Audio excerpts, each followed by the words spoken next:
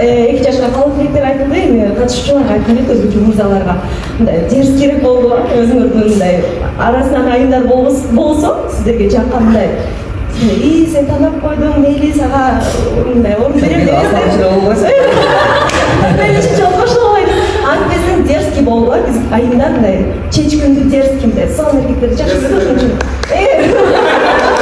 Ошон үчүн мындай жакса, эч нерсеге карабастан добивайтесь.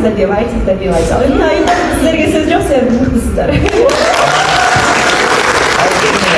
Чечкинде окутуп коюп мындай. Сен ушунга жарап тур, э? Ооба, мисалы